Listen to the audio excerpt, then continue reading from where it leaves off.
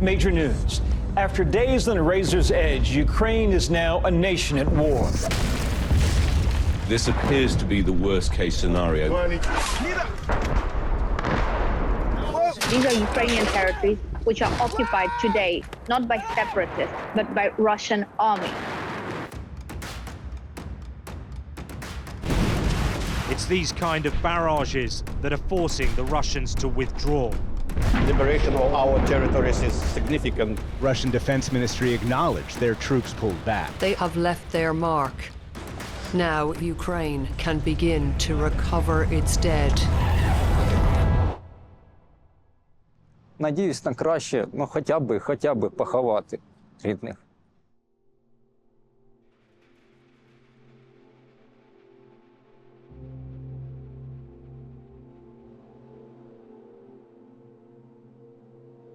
I'm Bel Tryu, the Independent's international correspondent, and in 2022 I was sent to cover Russia's invasion of Ukraine.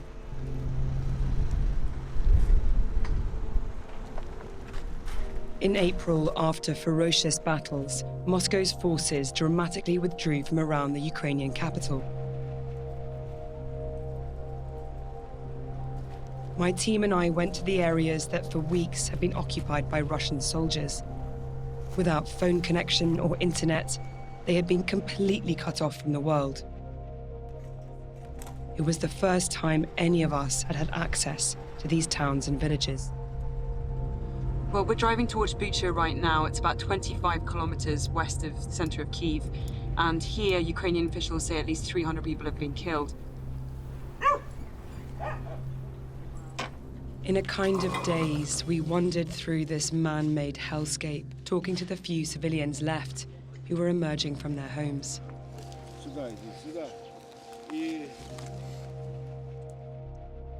Russia denied committing any crimes, but residents spoke of rape, torture, murder, and disappearances.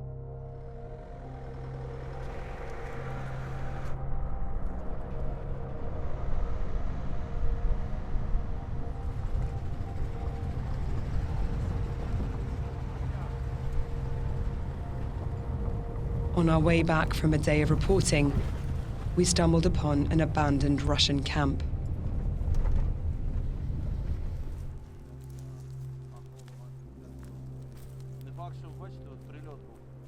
You can see behind me, but there's trenches, basically kind of living quarters.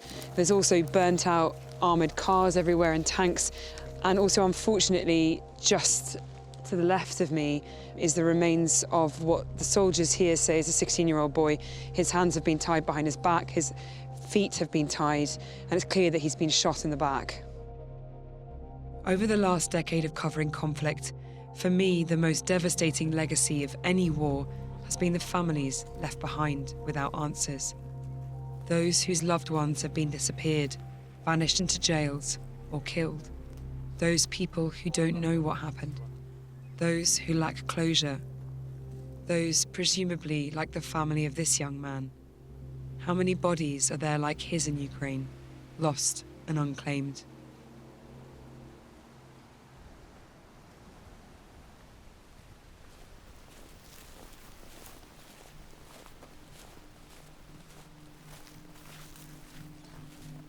Безпосередньо тут і знаходились позиції ворога. Тут ось мають місце до цього часу, навіть видно такі от капоніри, з яких вони робили спостережні пункти і дивилися за трасою. This is the camp. Yeah, this is the exact location. Yeah. Подорвали. Крила. Забирали хто. Потім вже. Монітор Росія.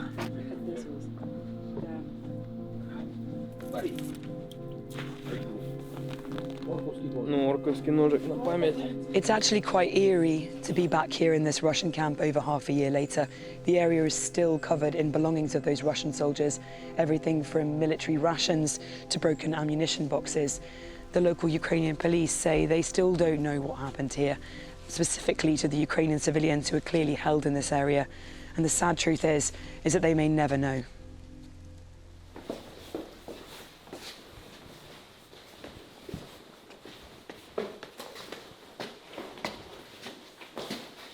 А потім, коли війська наші продвинулись далі і території вивільнилися Макарівської територіальної громади, то там взагалі був жах. Там тіла лежали. І судячи по характеру трупа на той момент, вони там лежали неділями. Ми проводили заходи по документуванню цих злочинів і під час активних бойових дій, але ми не могли зробити це не на всіх територіях, зрозуміло, тому що постійні обстріли. As the months went by, the Ukrainians uncovered more bodies. But what haunted me was that young man, all alone, murdered and abandoned in a lonely patch of wood. As I said before, we found this body in April. He appeared to be quite a young man. He obviously had been executed because his hands were tied and he'd been shot in the back. And we found him very close to a Russian trench, and we were wondering, did they ever find out the identity of this body? На час тіло залишається неопізнаним трупом і не ідентифіковано. Since the young man was not local to Makariv, we asked community leaders in the neighbouring villages that were also occupied if they could help us. So this is exactly where we found the body. Can you talk me through where this person might have come from? Ми були окуповані з 22 березня. Наступне село Андріївка теж була окупована. Казали, що до 40 чоловік пропавши, зниклі, закатовані, все. Dozens of civilians vanished by Russian soldiers were apparently interrogated and tortured within these walls. The classrooms and playgrounds have been turned into Russian headquarters. The young man may have been held here. І в основному забирали молодих хлопців. Багато людей теж забирали тих, які не понарали, чи щось не віддавали, чи знаходили воєнну якусь форму, чи ще щось. Цих теж всіх людей забирали.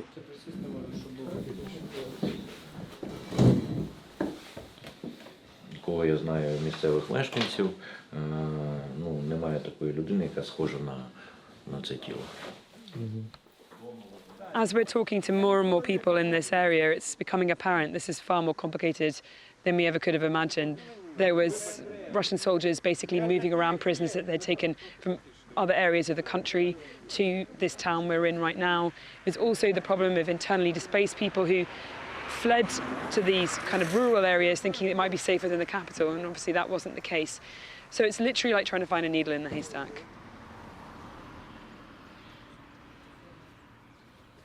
One final option was trying the regional morgue, which pre-war was just a tiny rural facility. It became the collection point for all the dead discovered across the Kyiv region. Це явно не тиждень часу, це більше тижня часу однозначно, але це незначний термін.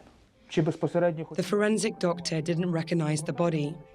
Found dumped in a wood without any context, the young man would be near impossible to identify. At that time, the teams here were handling hundreds of bodies and body parts.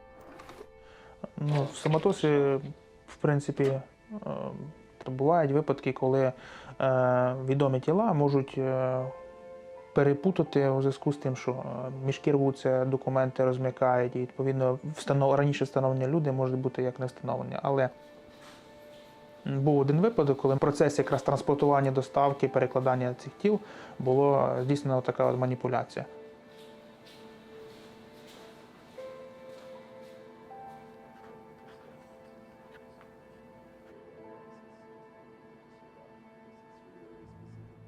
How many unidentified bodies have you found basically since the beginning of the invasion? And of those, how many have been identified? We still have more than 2,000 and a half, let's say. Yuri says there are 2,500 bodies which still need to be identified. Half of them are civilians. But we really don't know how many unidentified bodies are on occupied territory. Unfortunately, we think that could be 10 times more than we think. the scale of invasion and the scale of atrocities and scale of war crimes and the severity of these war crimes are really, really serious. I hadn't appreciated how huge or complicated this problem was. I went to the International Commission on Missing Persons that have now set up in Kyiv because they've spent decades identifying bodies and documenting war crimes. The issue of the missing isn't only about the family's right to know and right to truth and to be able to bury their missing relatives. It's also very much about justice and criminal accountability. Ukraine is quite unique in the sense that the authorities have actually launched an investigation into missing persons cases while the conflict is ongoing. I don't think this has been done anywhere else before previously, and this raises a whole load of different challenges. Among those challenges are bodies being lost or mixed up. As we talked to Matthew, next door a Ukrainian teenager called Vladislav was having his blood taken for DNA analysis to try to find his mother. Vladislav has been trying to find the human remains of his mother. He actually believed that he had found his missing mother. The human remains had already been burnt. He cremated them and then sought to bury them. It was actually somebody else that he'd actually taken for burial. Поїхав десь приблизно 22 березня під Бучу на село Горівщина відвозити продукти. І 25 березня зранку вони звідти виїхали назад до Києва. І на Житомирській трасі десь сталася ця подія, виходить. З ними обірвався зв'язок повністю. Ну, от, в принципі, і все. З того моменту її не можуть знайти.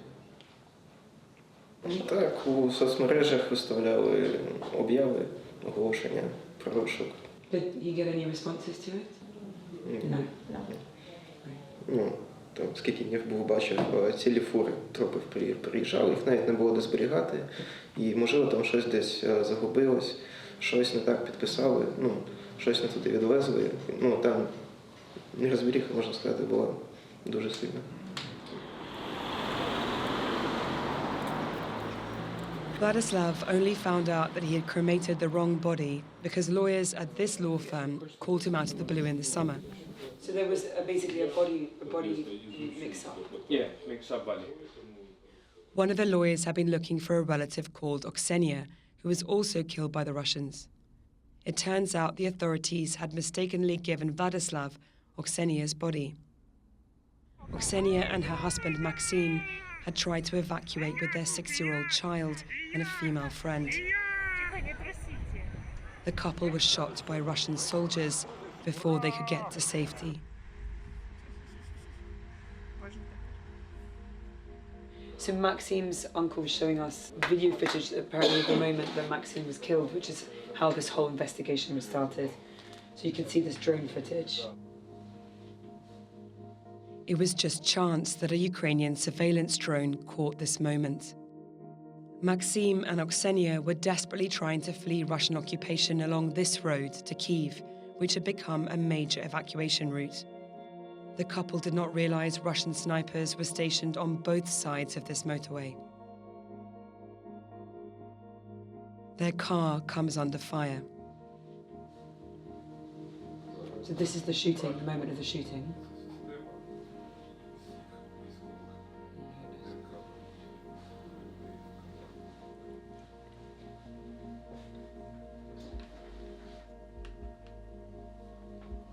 It's a killer. He's the person that killed them? Yes.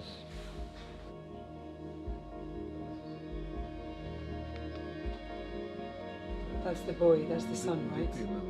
Дитина Максима і Ксенії. That's the child of Maxime. Absolutely frightening. Oksenia's son and another female passenger survive. They are led away by a Russian soldier. Ось бачимо поранену жінку з дитиною ведуть до ями на розстріл.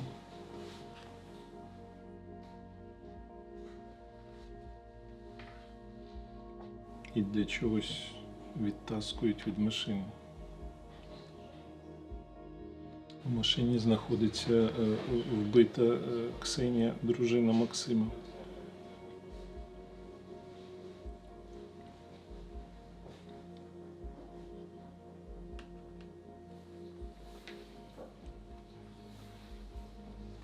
Коли ми вже зрозуміли, що діти загиблі,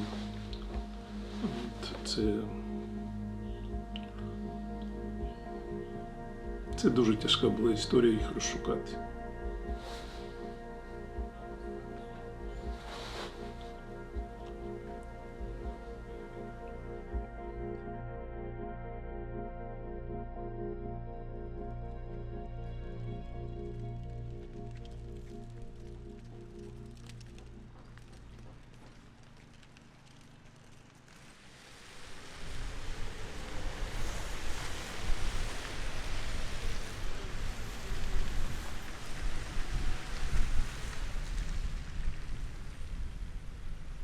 The same day we found the body in the woods, we met Vadim. Marooned by the destroyed remains of his family home, he was waiting for rescue workers to pull out the dead.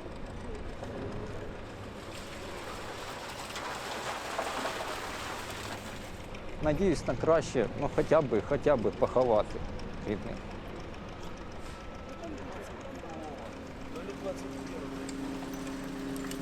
By chance, Vadim had been standing outside the block of flats that morning the Russian warplane arrived. He was actually on the phone to his mother the moment the bomb dropped. Most of his family were killed in front of his eyes. The remains were retrieved by rescue workers, and since it was such a clear-cut case, I assumed it would be easier for the bodies to be identified.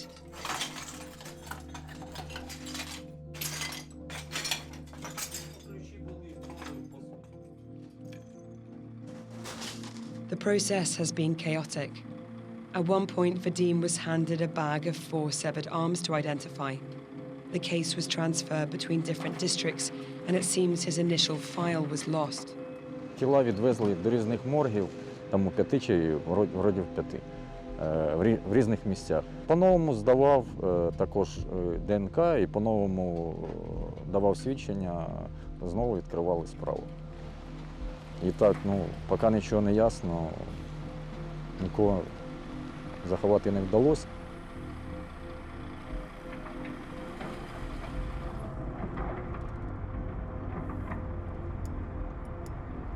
It seems knowing the time, location and circumstances of the killings have not helped, and this appears to be a problem across the area. The first person we meet by the side of the road explained how his cousin was killed in shelling, but the body is still formally listed as unidentified. Holding his cousin's death certificate, the elderly resident said he is not a close enough relative for his DNA to make a positive match. Ось днів 2 назад чи 3 вже він мені сниться. Оце я все время думаю. Я вже договорився із своїм батюшкою, щоб ті рештки похоронити вже, бо я скажу, я вже не можу, мене вже душа не видержує, що це так довго і хоч би вже от співати, то може б тоді легше було. It's obviously a logistical nightmare for the authorities to have to try and gather all of these remains of bodies, DNA tests from family members who may be miles away or not even in the country, like this case. But it's still really hard for the civilians left behind. I mean, this man's saying it's been, 6-7 months since they tried to bury his cousin. And at the moment, it looks like the cousin may never be formally identified and will just be stuck in that limbo in a morgue. Давай, пошел, затягивай! Быстрее, быстрее, быстрее! Твою мать, еще один! Давай, хлопчики, давай, быстрее! Блять! Валим быстрее, хуярят! Быстрее! Раненый что там, сука! It's one of the most dangerous jobs in the world. The authorities are overwhelmed, and that means across the country, volunteers like these people are risking their lives to recover the dead and wounded from the front lines.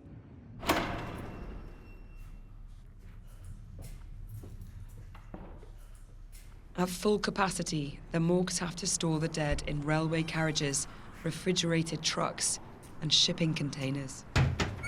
In this facility in northern Ukraine, the forensic doctors say they are storing 250 bodies alone.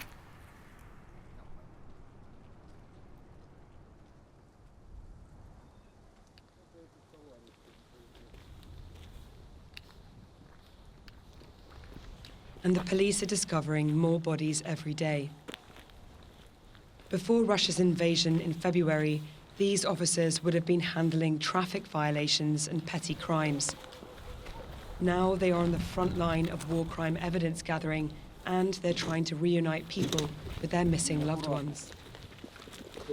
We just got to this village here with the Izium police, which is completely destroyed. There isn't a single building that's standing. We're following them now at the moment as they go to pick up a body that they've found, and they've told us we've got to walk directly behind them because this whole area hasn't been properly demined yet. And they're still finding bodies even weeks after this area has been liberated.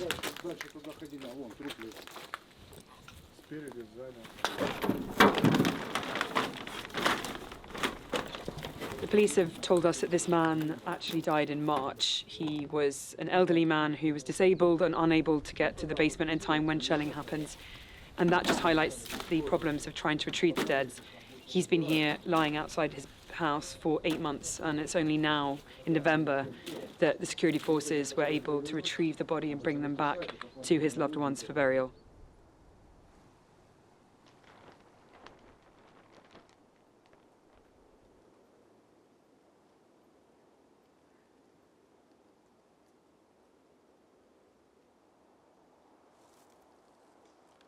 In some cases, they're finding hundreds of unidentified bodies at once. Every single one of these neatly dug holes will be months, if not years, of work to formally identify the individuals, to work out what happened to them, to potentially document the crimes committed. The Ukrainian police have even opened mobile DNA labs with portable testing equipment provided by Western donors. За допомогою цього приладу воно пришвидшить це все зробити. Ми зможемо виїхати на місце злочину, на місце масового поховання з даним приладом, встановити і вже на місці проводити експрес-аналіз ДНК.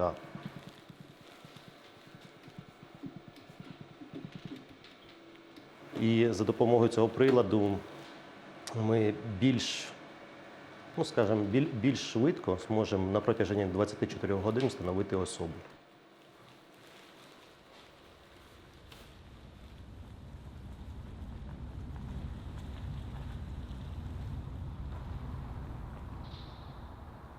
The bodies which produce no successful DNA matches are eventually taken from the morgues and returned to the earth. They are buried in special numbered graves until fresh evidence comes to light and someone comes to claim them. Perhaps the body in the woods we've been trying to find is here. We still don't know if he has any family, if anyone is searching for him, except for us.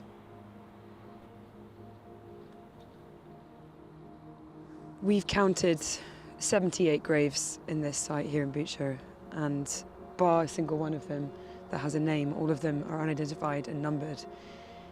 And that means that there's families across Ukraine who are looking for these people. I had the immense privilege of when my mum passed away of being able to be present at her bedside when she died, and the immense privilege of being present at her burial, and the immense privilege of knowing where that burial site is. And anyone who's experienced grief will know that there's something about being able to visit at least a place to pay your respects, and that has a form of closure, which is a form of healing. And I think that's the biggest tragedy here. That will be the legacy of Ukraine. That will be the open wounds that will never heal. People who never get that closure, who never know what happened to their loved ones. That's really hard to get your head around.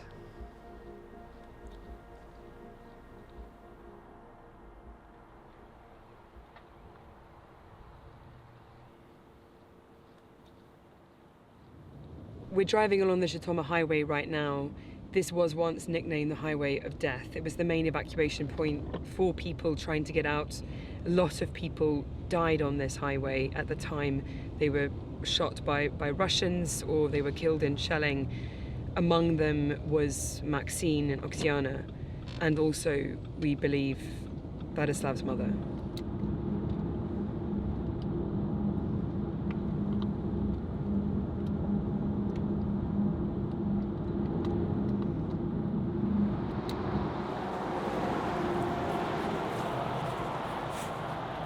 So Russian soldiers would have been here observing the road. And they were shooting from the other side mainly. Mainly from another side. I think they have the same on another On the other side, so it's on both, yeah. And you wouldn't be able to see a soldier at all. It'd be completely and utterly hidden. You wouldn't have any idea. Yeah, because they're all over the place. There's one over there and here as well. They found the ID of your stepfather here.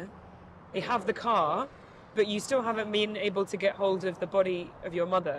I mean, why is that? Тобто на моменті, коли саме збирали тіла, якось незрозуміло це все робили. Тобто, зрозуміло, що ніхто не каже, хто саме цим займався, які персони, як саме вони це робили. Ну, зі слів слідчого теж, як він казав. Тобто, хтось таку кашу заварив, намутив там.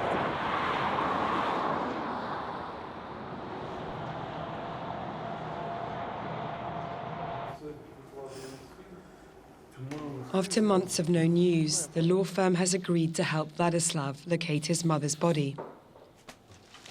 Orphaned and on his own, the teenager has even moved in with one of the lawyers called Serhi, who has taken on his case and is now taking care of him.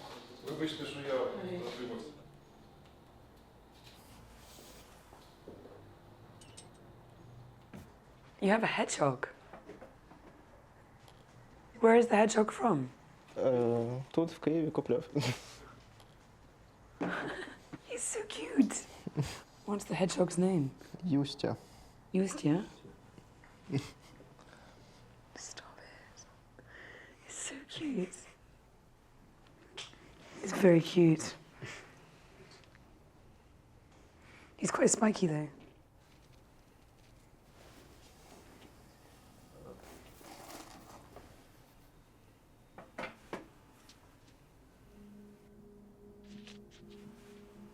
Розмова по мобільному телефону, і просто вона позвонила повідомити, що все добре, і вони залишаються переночувати, бо не встигають. Це було 24 березня. І це по факту була остання пряма моя розмова, і все. Ну, здоти.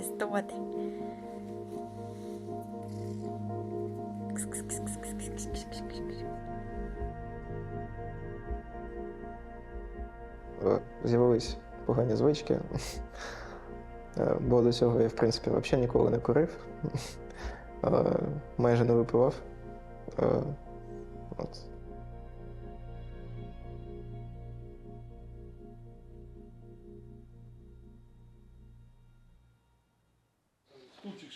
Serhi believes he has found the location of Vladislav's mother in one of the numbered graves.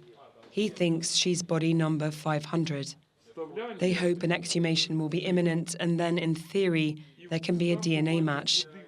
But Serhi says the police are either overwhelmed and so unable or unwilling to help. Можете таке представити? Перетасували. Ми домовлялися, що ви на минулому тижні ще нам скажете про фототаблиці, щоб ми знайшли маму. Я ж вам говорю, бо оперативно, як попросили, я зразу позвонив, вияснив. Те, що вияснив, я вам говорю. Зрозуміло. Добре, тоді давайте будемо рухатись документально. Як тільки знайду я її цю фототаблицю, я відразу вам повідомлю. Добре, бо хлопцю треба їхати на навчання, а ми Я з якраз... ним розмовляв. Ви думаєте, я не хочу йому допомогти? Я з ним спілкувався і розумію ситуацію. Маму треба знайти, хлопця. І вона лежить на кладовищі, і я знаю де. А підніму справу, знайду цю справу, первічку, яка була там, то я буду мати ці матеріали, я вам повідомлю. Бо ми ж так домовились, я так пояснив. Добре. Ще раз вибачте, що я вас потурбував. До побачення. До побачення. Скотина іще одна.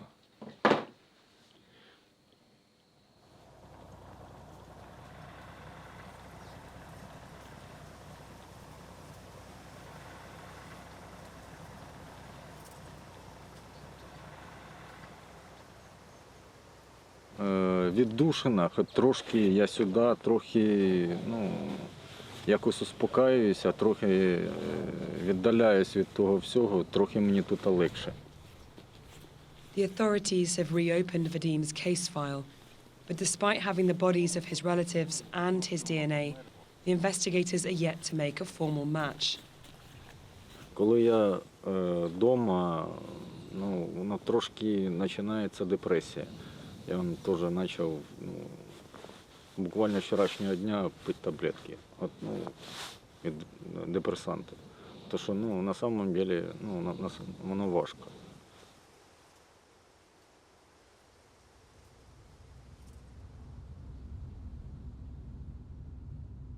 Robbed of a proper burial, Oksenia's and Maxim's families have instead built a little memorial by the side of the road. It marks the place where they were killed on the highway, where that awful moment was filmed by the drone.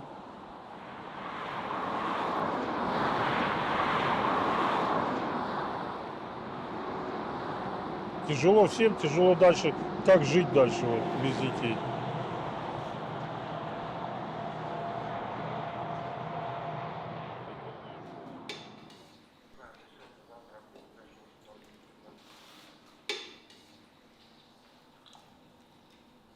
Last time you were here, you were trying to get hold of some photos of the crime scene so that you could move forward with the DNA process. What happened? Я надав клопотання, адвокатські запити, звернувся до керівника. Нарешті ми отримали. І прислав оцей останній труп, який є невідомий, ми 500. Ми зможемо зрівняти. What if it's not grave number 500? What happens next? Будемо шукати далі. І будемо до кінця, поки не знайдемо. How are you coping? How are you dealing with this situation? Maybe I live depressed mood. I have a problem to concentrate on some things. It's understandable that we try to find the answers. Yeah. We want to find our relatives. Yeah. We should have some answers.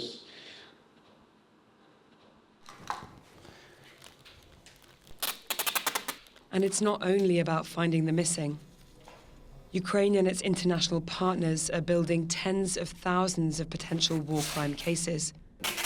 The murder of Vladislav's mother may end up being part of that. It's extremely important to get everything accurate from the scene of the excavation. That's an immense job to be doing when the country is still in conflict. Exactly. If there's a break in this continuity, that's where you lose all credibility in a court of law. How long could this process take? I mean, are we talking about this, Ukraine looking for its missing and identifying its bodies for a few years? Or I would count this in, unfortunately, decades.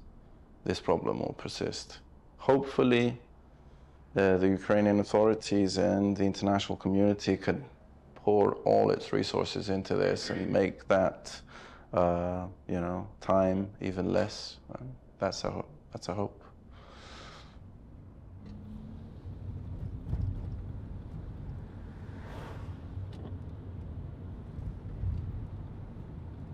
Despite searching for months, we weren't able to get any information about the body in the woods. I mean, so far we've tried the Makarov police, we've tried the Kyiv city police and the regional police. And the SBU. And the SBU intelligence. And we've tried the Bucha and Kyiv prosecutor's office. Yeah. And we've gone to the morgue. And we've spoken to all the local authorities, like mayors of the towns. Yeah.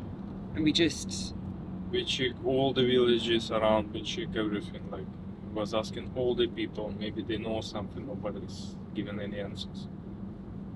I guess if we were family, we would be putting our DNA into the system and hoping that there was some kind of form of match. But even that, obviously, we're seeing with Vladislav and Vadim, even that is like problematic. Yeah. We can see that even the people who have, who had matches, they cannot find their belongings. So. Yeah, even those with matches, they can't even. Yeah. Okay.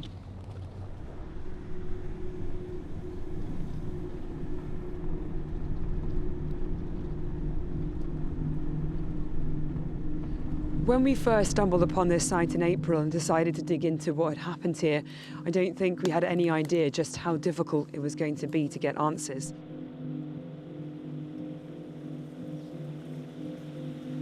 І воно, майже рік пройшов, а воно як було, так і є.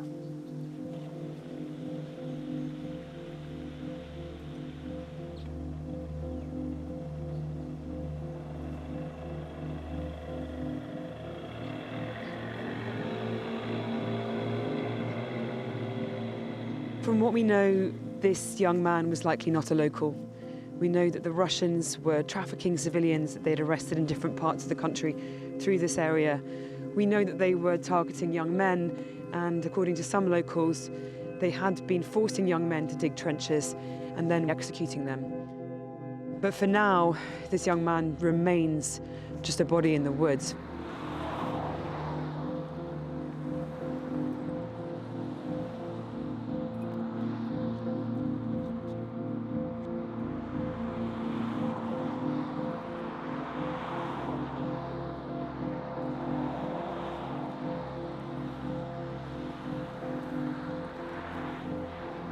Сегодня я также само приехал побыть вместе с ними, потому что когда я здесь чувствую, это последнее их место было на этой земле, и я как бы здесь хочу с ними встретиться.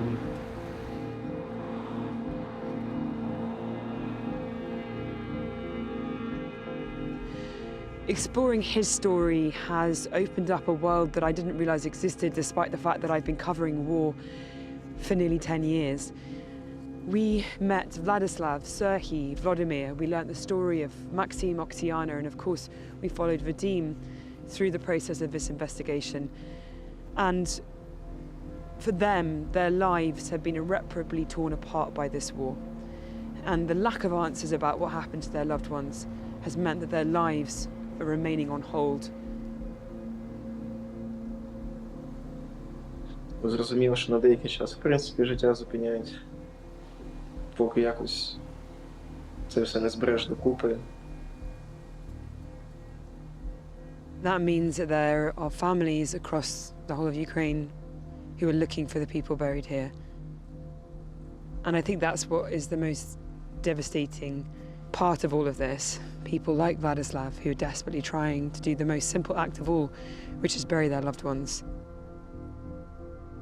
And that's going to be the cruelest fate here for civilians in Ukraine, is that they're not going to have the right to do that, to have the closure, to be able to put an end to their grief. Because these people that are buried here, these souls may never be identified.